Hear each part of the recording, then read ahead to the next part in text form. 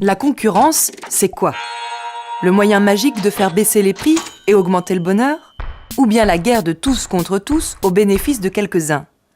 Dans 3 minutes, vous saurez tout, ou presque. Prenons comme exemple un marché minuscule.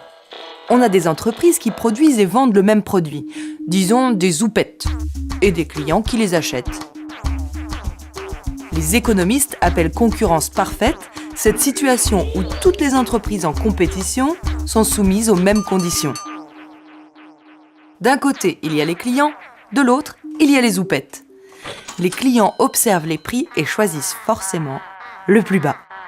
Si bien que celui qui vend plus cher, en fait, ne vend pas du tout. Résultat, chaque entreprise comprime ses coûts et ses marges au maximum. Le prix de la zoupette, déterminé par l'interaction entre de nombreux vendeurs et de nombreux acheteurs, s'établit tout près du minimum possible, compte tenu des coûts de fabrication. Les consommateurs achètent leurs zoupettes au meilleur prix, ils sont heureux. À l'opposé de la concurrence parfaite, il y a le monopole. Il n'existe qu'un seul producteur de zoupettes. Il peut augmenter ses prix autant qu'il veut. Les clients captifs n'ont guère le choix, à moins de se passer complètement de zoupettes. Et ça, c'est dur. Entre la concurrence parfaite et le monopole, il y a l'oligopole. 2 ou 3 vendeurs, par exemple, se partagent le marché. La concurrence joue en théorie, mais en pratique, le risque d'entente sur les prix augmente fortement. Les consommateurs paient leurs zoupettes trop cher. Ils sont malheureux.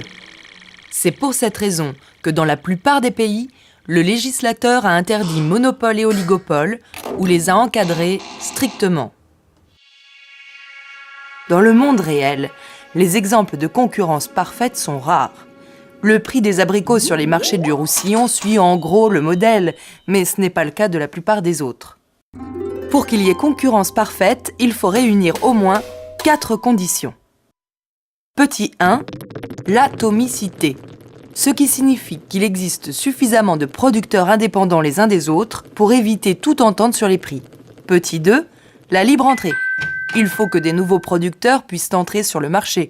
Si c'est impossible ou très compliqué, la concurrence n'est plus parfaite. Petit 3, l'homogénéité du produit. S'il existe plein de modèles ou de qualités différentes, ça ne fonctionne pas. Les zoupettes doivent être exactement les mêmes pour que la concurrence soit parfaite. Sur le marché du vin, par exemple, chaque produit est différent, voire unique, si bien qu'il est difficile de comparer les prix, et qu'un prix élevé peut même devenir un argument commercial. Si c'est cher, ça doit être bon. Petit 4, la transparence. Les acheteurs doivent être informés sur les prix et sur la qualité des produits, sinon la concurrence ne marche plus. La distance, par exemple, peut faire apparaître des monopoles locaux. Pas facile de comparer les prix si le prochain vendeur est à 2 jours de voyage. Donc, la concurrence parfaite n'est pas toujours possible. Mais est-elle même toujours souhaitable? Pas si sûr. Le coût unitaire de certains produits diminue quand la production augmente. C'est ce qu'on appelle une économie d'échelle. Il est plus facile de rentabiliser une usine qui construit 1000 voitures qu'une autre qui en construit 10. Résultat, les plus gros auront tendance à être les moins chers. La diminution du nombre de producteurs et donc de la concurrence peut paradoxalement faire baisser les prix, à l'inverse du modèle. C'est ce qui justifie l'existence de services publics dans certains pays pour exploiter les réseaux d'eau ou d'électricité par exemple. On imagine mal plusieurs entreprises gérant ensemble une ligne à haute tension. Et puis, il existe aussi des produits particuliers parce qu'ils sont nouveaux. C'est le cas d'un médicament, d'un logiciel, mais aussi d'un roman ou d'une chanson. Ces produits particuliers nécessitent un investissement initial important en argent ou en temps. Si tout le monde peut les reproduire et les revendre, alors leur création n'a économiquement plus beaucoup de sens. C'est pour cette raison que le législateur, encore lui, a inventé la propriété intellectuelle. Le brevet et le droit d'auteur restreignent la concurrence en accordant un monopole temporaire à l'inventeur d'un médicament ou à l'auteur d'une chanson.